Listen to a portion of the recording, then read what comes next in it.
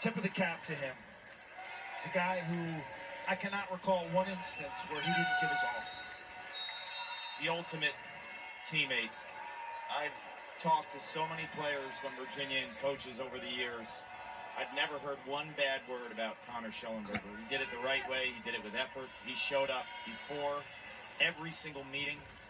See McCabe Millen missing that shot right there. Same guy, Clark. Win or lose. Yes. Whether Virginia was ranked number 1 or struggling ranked number 10, Connor was the same guy. A lot of credit goes to his parents. Yes. Scott and Stephanie. They're amazing people, too, and they raised a brilliant young man. He showed up every week with a notepad, approached the lacrosse game like Peyton Manning does in football, and he's a complete lax rat. I mean, he's loved the game from the moment he picked up a stick, and growing up outside of Charlottesville, worshipped Steele Stanwick and watched every move of Steele Stanwick from the fence at Klockner. And his career, and I said this last year, and some people thought I was a little nuts, but it's the best player in Virginia lacrosse history. And this performance should not tarnish that or take anything away from that statement, because he's the first player ever to be a 4-time first-team All-American. He's the all-time leading point producer, and he did it in 4 years. There was no COVID year with Connor Schellenberger. And he did what no player has done in the modern era. It's being a first-team All-American in 2 positions, midfield and attack. And today he set the NCAA career record for points in the tournament, breaking Gary Gates' mark, which stood since 1990. 12-6 Maryland, 2:54 to go, but Schellenberger's career coming to an end. And Clark, Quint, when this bracket was released and we saw all the prognosticators, Maryland's going down to Princeton, Maryland's got no chance against Duke. How many times in the text threads did the 3 words appear? Tillman in May. Hey, we were still live at the Lincoln Financial Field Stadium in Philadelphia, Pennsylvania. January, February, March, April, Tillman. That's a good one. That's a good one. It's incredible what he's done. You think of his early teams at Maryland, pre-shot clock, and he played a style that certainly wasn't television friendly, the possession shots, the long possessions, but he didn't quite have the horses, and he still found a way to win. That 2011 quarterfinal win, Clark, against Syracuse, that team that he knocked off was one of the best teams we've seen not to win a national championship. You can say that from a talent standpoint with the Duke team that he knocked off last week. That 2012 team, again, get into the tournament.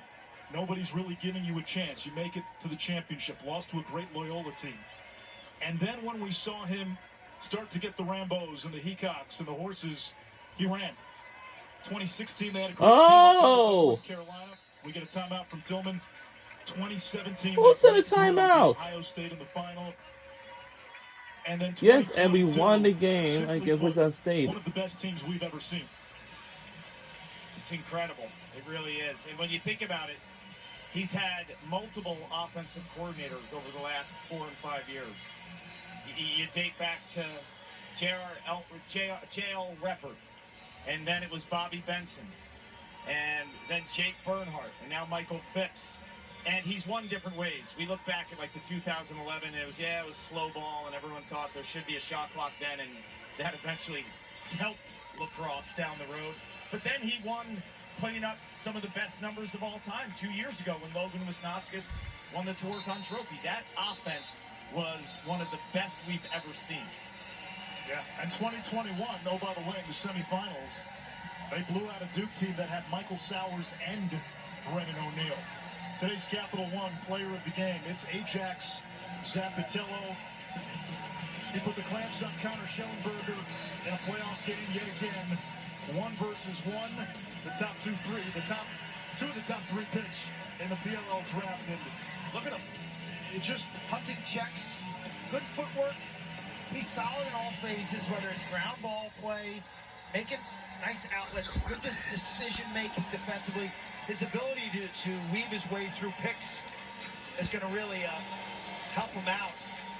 This is a guy, again, from Portland, Oregon, the part of that Portland pipeline, where he told me quality over quantity. You got a handful of guys now playing high-level D1 and in the PLL. His dad, Brian, worked for Nike. As a youngster, went to preschool with Alex Slusher, who played at Princeton and Duke. They said they do one-on-ones in Slusher's backyard. That's where it all starts. Someone had to play O, somebody had to play D. You saw Ajax when he was little, too. In 8th grade, everyone was a foot taller than him, too. He was the runt of the litter and kind of matured late. And he won with heart and skill and technique early on. And then once his body developed, he's become one of the great defenders ever to put on a Terp jersey.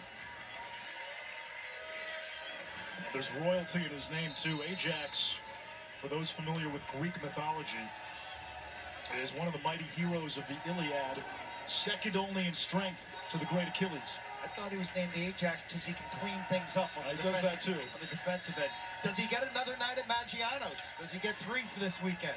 It's a superstitious bunch. 1:37 to go. John Tillman is about to take Maryland to the championship game for the 8th time since taking over as the Terrapins head coach. Notre Dame awaits.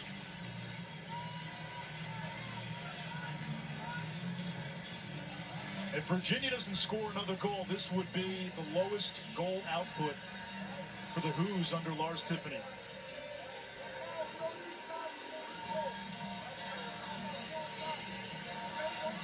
Cavaliers still get the championship weekend, but the bar's been raised for this program. Lars Tiffany has raised the bar. You win 2 national titles, you get to championship weekend. That has become the baseline expectation. Doesn't take away a great season. Getting here, getting to the semifinals, still very hard to do. But this program was down in the dumps when Lars Tiffany took it over. He resurrected it. Year 3, he won a national championship. Then you had COVID. 2021, another national championship. Final 4 last year, Final 4 this year. I love his holistic approach to developing young people, whether it's lacrosse, reading of books, behavior training, sacrifice, like the whole thing. Like I would, if I had a son, I would send him to Virginia in a second. Clark, you start to peek ahead to Monday. First glimpse of Notre Dame, Maryland. First glimpse, biggest thought at the X, opening face-off, Will Lynch, Luke Weirman. Do we need anything more in terms of selling this, in terms of how these teams have grown over the course of the season? I don't think so. This is an all-time face-off matchup. We think back to the days of Trevor Baptiste and T.D. Earl, and we have an epic battle. There's some other good matchups, though. You got Ajax against the Kavanaugh. You've got the goalie matchup, McNaney and Entenmann. Final minutes. This is it. Wes Schmidt in goal for Maryland. He asked me first glimpse, not second, third, and fourth. We got time for that tomorrow. We need more than one paragraph. Notre Dame seeking a repeat. Maryland seeking its 3rd title under John Tillman. Looking for its 5th championship. Final minutes in history. In the 4th and the last quarter. This is it. The shot clock is turned off. Irish will look to go back-to-back. Virginia kind of went back-to-back 2019-2021. There was no tournament in 2020. Again, we have fans from the University of Maryland and University of Virginia. 2014. Final 5 seconds. Corey. That's it! We won the game! We did it! Maryland against the world. And our final score is 12-6 by 6 points. Go Maryland Terrapins! So guess what? Monday is the national championship. It advanced to the 8th title since 2011. What a game, what a day, what a performance. Since Lars Tiffany arrived at Virginia, no team of his offensively has been held under 7 goals. How did you guys do it today? I mean, we go last week, I don't know, it was a great week of prep. The defensive guys knew it was going to be a tough job. I mean, they have a great offense. They've had a great offense all year. And our scout guys do a tremendous job week in and week out, giving us good looks. And we knew it was going to be a battle, and the defense gave me some good looks and cleared the ball okay, but the defense got the job done today. One of your defenders is an absolute buzzsaw in Ajax Zapatella. What makes him tick? Everything makes him tick. He just loves competing. He loves winning. And I think, he just has such a great attitude every day. He comes in, he works hard every single day. He has a great attitude, whether we're down or up, and he keeps it steady, and he's a rock for us. What happens when you give your head coach, John Tillman, time to prepare? He's one of the best. I think he's one of the best preparers in the world. We go through a lot of film, and he does a good job. He probably doesn't sleep as much as he should, but he does a great job every week, giving his all to this team, and it shows. Thank you, Logan. Thanks, Carter. That's why he's got a Tempur-Pedic in his office, I hear. Babyface. I'm glad we did it. We won this game. And he's going back to Memorial Day. We've got two of the best big game goalies in the sport, McNaney. Now 10 So Monday, will be all coming down to this. Whichever team wins the championship game will be the national champions of 2024. We'll find out when Monday arrives at 1 o'clock p.m. on ESPN. On TV, again, championship game, Monday at 1 o'clock p.m. on ESPN. On TV. We're going to tune in that game on Memorial Day.